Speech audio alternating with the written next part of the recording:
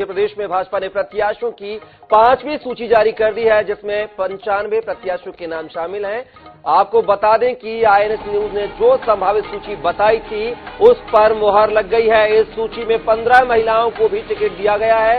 हालांकि मंत्री ओपीएस भदौरिया का टिकट कट गया है। साथ ही लिस्ट में 3 मंत्रियों के नाम नहीं है। तो आपको बता दें, जिन मंत्रियों के नाम कटे हैं उनमें ओपीएस भदौरिया, यशोधरा राजे सिंधिया, गौरीशंकर बिसेन शामिल हैं। बात की जाए तो यहां पर ग्वालियर पूर्व से माया सिंह को प्रत्याशी बनाया गया, जो कि हमने पहले ही घोषणा की थी। मैगांव से राकेश शुक्ला प्रत्याशी हैं। साथ ही बात किया भिंड से नरेंद्र सिंह कुशवाहा को प्रत्याशी बीजेपी ने बनाया है। ग्वालियर दक्षिण से नारायण सिंह कुशवाहा को प्रत्याशी बनाया गया है। भांडेर से घनश्याम पिरोनिया को उम्मीदवार बनाया गया है। ममोरी से महेंद्र सिंह सिसोदिया को टिकट दी गई है। शिवपुरी से देवेंद्र जैन को टिकट। साथ ही बात करें बीना से महेश राय को टिकट दी गई है। तो एक बार फिर बोल सकते हैं कि आईएनएस की जो लिस्ट बताई गई थी, संभावित जो सूची बताई गई थी, उस पर मुहर लगी है। तो आईएनएस की भविष्यवाणी पर मुहर लगी है। आलोट से चिंतामणि मालवीय को टिकट मिला है, जो कि नागौद से नागेंद्र से, त्योथर से सिद्धार्थ तिवारी को टिकट दिया गया है। सिमरिया से केपी त्रिपाठी, जबलपुर उत्तर से अभिलाष को टिकट दी गई है। मंडला से संपत्तिया उइको को टिकट मिली है। बालाघाट से मौसमी बिसेन को टिकट मिली है, जो कि गौरीशंकर बिसेन की बेटी हैं। 12 सिवनी से प्रदीप जायसवाल, जो कि 2018 में निर्दलीय प्रत्याशी के तौर पर जीते थे।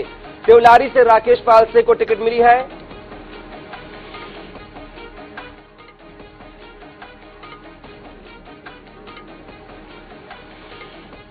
और इस खबर पर हमारे साथ जो है लगातार भोपाल से विशेष संवाददाता अनुराग मालवीय जुड़े हुए हैं। अनुराग, अगर बात की जाए तो यहां पर बीजेपी ने अपनी 5वीं सूची जारी की और आईएनएस 24/7 ने जो संभावित प्रत्याशी बताए थे वो 100% सही पाए गए हैं। जैसा कि तो क्या माना जाए कि आईएनएस 24/7 फिर से दर्शकों की उम्मीदों पर खड़ा उतरा है। लगातार एक के बाद एक सूची को लेकर हमने आगाज किया था, भविष्यवाणी की थी और 5वीं भविष्यवाणी भी सही पाई गई है। अनुराग,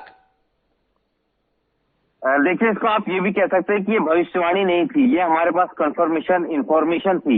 आईएनएस 24/7 अंदाजा नहीं लगाता। आईएनएस 24/7 पुख्ता खबरें देता है, सत्यता के साथ में सूचनाएं देता है और उसी की पुष्टि ये 5वीं सूची ने लगातार की है। ये 5वीं सूची ने लगातार की है, चाहे कांग्रेस की सूचियां हो चाहे भारतीय जनता पार्टी की सूचियां। आप देखेंगे एक एक जो अगर सीट है उस पे वही नाम आए हैं जो हमने कल ही शाम को दिखाए थे या उसके पूर्व में भी सूचियों में हम पहले दिखा चुके थे। तो ये बहुत साफ तौर पे हम बता सकते हैं। चाहे अगर इस पूरी फहरिस्त की बात करें तो कई नाम जिनको लेके दूसरे जगहों पे दूसरे समाचारों में ये कहा जाता है कि महेंद्र हार्डिया को टिकट नहीं मिलेगा, उषा ठाकुर की सीट बदलेगी, इन सब चीजों को हमने दरकिनार किया था और हमने जो कहा वही सही साबित हुआ है इस 5वीं सूची में। और ये पूरी की पूरी फहरिस्त आप देखेंगे तो बिल्कुल वैसी ही है जैसी हमने कल शाम को ही बताई थी। जी, अगर उन्हें बात की जाए जिस तरीके से जिन मंत्रियों की टिकट की खतरे की हम बात कर रहे थे, चाहे ओपीएस भदौरिया हो, यशोधरा राजे सिंधिया हो या गौरीशंकर बिसेन हो, इनको भी टिकट नहीं मिला। हालांकि गौरीशंकर बिसेन की बेटी मौसमी बिसेन को यहां पर टिकट बीजेपी ने दिया है। तो इसको लेकर क्या माना जाए, जो गौरीशंकर बिसेन की सीट थी उस पर क्या जो उनकी बेटी मौसमी बिसेन को बीजेपी ने उम्मीदवार बनाया है, क्या उनकी डगर आसान होगी?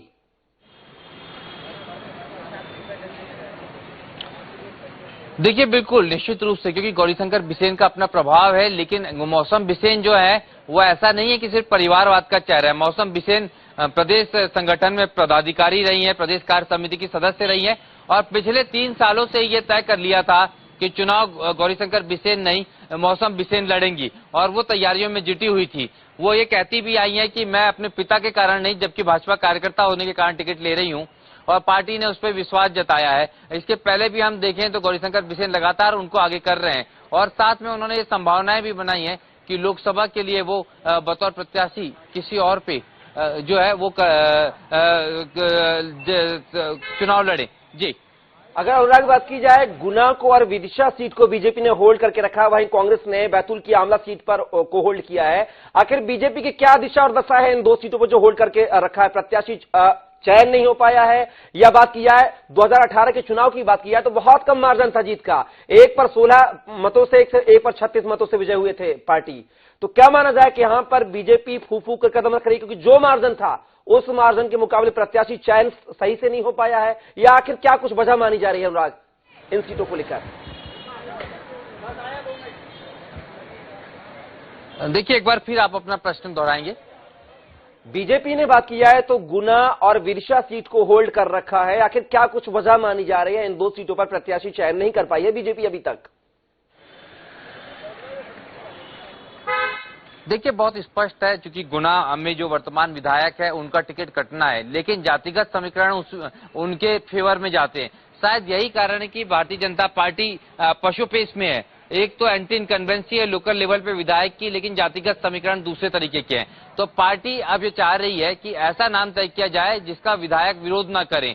तो यही कारण है कि गुना अटका हुआ है। विदिशा के संदर्भ में आप बता दें कि मुख्यमंत्री शिवराज सिंह चौहान के प्रभाव का क्षेत्र है, और यहां पर इसके पहले मुकेश टंडन जो मुख्यमंत्री के करीबी है उनको टिकट दिया गया था, पर पिछले बार वो जिस तरह से हारे थे, तो इस दफा पार्टी शशांक भार्गव के सामने कोई बड़ा नाम तय करना चाहती है, क्योंकि शशांक भार्गव के लिए इसलिए भी पार्टी तैयारी कर रही है क्योंकि वो प्रधानमंत्री मोदी को लेकर जिस तरह की उनकी टिप्पणी थी, तो इस बार किस तरह से वहां पे कांग्रेस के वर्तमान विधायक को रह जाए, ऐसे प्रत्याशी के चयन को तरजीह देना चाहती है। लेकिन चूंकि मुख्यमंत्री शिवराज सिंह चौहान का बड़ा इन्वॉल्वमेंट वहां होता है, तो इसीलिए पार्टी एक बीच का रास्ता निकालना चाहती है। और एक संभावना ये भी है कि पार्टी वहां से किसी महिला उम्मीदवार को टिकट दे, क्योंकि हम देखेंगे कि विदिशा जिले की एक अन्य सीट से वर्तमान महिला विधायक का टिकट काटा गया है। अब अगर बात की जाए गुना सीट की, अगर हम बात करें तो गुना सीट पर कांग्रेस के दिग्विजय सिंह का, जयवर्धन सिंह का प्रभाव माना जाता है, तो क्या इन्हीं सब वजहों से बीजेपी वहां पर कोई कोरी कसर नहीं छोड़ना चाह रही है, इसलिए वहां पर एक प्रत्याशी चयन को लेकर फूक फूक कर कदम रखती हुई नजर आ रही है? अनुराग, देखिए बिल्कुल प्रत्याशी चयन को लेकर जिस तरह का फूक फूक के कदम पार्टी रख रही है हम बता ही रहे हैं। भाजपा कार्यालय की तस्वीरें भी आपको दिखा रहे हैं, क्योंकि हम थोड़ा सा एक ब्रेक लेना चाहेंगे और फोन पे जुड़ना चाहेंगे, क्योंकि जो भारतीय जनता पार्टी से भोपाल दक्षिण के प्रत्याशी भगवान दास सबनानी है, हम उनके पास पहुंच रहे हैं और उनको जल्द ही जोड़ेंगे। तब तक के हम जो है फोन पे जुड़कर जो है इस चर्चा को जारी रख सकते हैं। जी ठीक है अनुराग जी, बिल्कुल। तो लगातार आपको बता दें, लगातार बीजेपी ने जो है अपनी 5वीं सूची का ऐलान कर दिया है और 92 प्रत्याशियों के नामों का